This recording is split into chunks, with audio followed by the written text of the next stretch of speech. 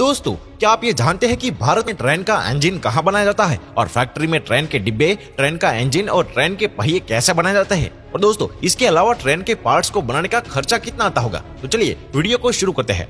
सबसे पहले बात करते हैं ट्रेन के डिब्बे की। तो ट्रेन के डिब्बे स्टील की पतली शीट की मदद से बनाए जाते हैं। जैसा कि फैक्ट्री में जो बड़ी बड़ी स्टील की शीट होती है, उन्हें स्टैंडर्ड के हिसाब से कटिंग करके उन्हें वेल्डिंग की मदद से कमरे तैयार कर लिए जाते हैं। अब ट्रेन के डिब्बों को नट बोल्ट और वेल्डिंग की मदद से बहुत ही सावधानी से जोड़ा जाता है, क्योंकि ज्यादा स्पीड में चलते समय एक्सीडेंट के चांसेस बिल्कुल ना के बराबर हो। अब इसके बाद आपको ट्रैवलिंग करते समय झटके महसूस ना हो, इसलिए ट्रेन के डिब्बों के निचले हिस्से में शॉक्स लगाए जाते हैं और ब्रेक्स भी हर एक कोच में लगाई जाती है। ट्रेन के डिब्बे बनाते समय क्रेन की मदद से इसके एक्सल फिट कर लिए जाते हैं। और दोस्तों, आपको बता दे कि नए वाले LHB डिब्बों में स्लीपर डब्बा बनाने की कीमत 1,70,00,000 रुपए होती है और AC 3 टायर का एक डब्बा 2,30,00,000 रुपए में बनता है और AC 1 टायर और AC 2 टायर 2,20,00,000 रुपए में एक डिब्बा बनता है। अब सारा काम होने के बाद ही इंटीरियर डिजाइनिंग में उसके अंदर लाइट्स और इमरजेंसी चेन्स को लगाया जाता है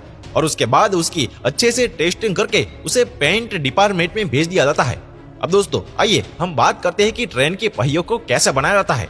दरअसल ट्रेन के पहियों को बनाने के लिए स्टील की रोड का इस्तेमाल किया जाता है। सबसे पहले बड़ी बड़ी ब्लेड्स की मदद से स्टील की रोड को कट करके उसका रोल तैयार कर लिया जाता है और उस रोल को उठाकर एक ताकतवर इंडक्शन में रख दिया जाता है, जहां 20 मिनट इंडक्शन में रखने के बाद उसे कन्वेयर की मदद से फिर एक दूसरे इंडक्शन में और भी ज्यादा गर्म करने के लिए रख दिया जाता है, ताकि प्रेसिंग मशीन की मदद से उस रोल को ट्रेन के पहियों में बदला सके। अब प्रेसिंग मशीन उस रोल को प्रेस करके उनको ट्रेन के पहियों का आकार दे देती है। अब दोस्तों, इसके बाद उस रोल को एक रोलर मशीन में डाल दिया जाता है, जो कि उसे पूरी तरह से ट्रेन के पहियों का रूप दे देती है, ताकि ये ट्रेन के पहियों पर अपनी पकड़ बनाकर चले। अब उसके बाद इसे एक और मशीन में डाल दिया जाता है, जहां वो इसके अंदर छेद करती है ताकि उसमें एक्सेल को फिट किया जा सके। इसके बाद इस पहियों को ठंडा करके इसका साइज मेजर कर लिया जाता है और इसके बाद ही उसे बड़ी बड़ी CNC मशीन में भेज दिया जाता है, जो कि इन पर फिनिशिंग का काम करती है।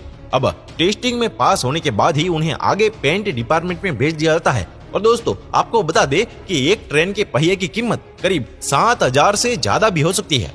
अब दोस्तों, आइए हम जानते हैं कि ट्रेन का इंजन कैसे बनाया जाता है और उसकी कीमत कितनी होगी।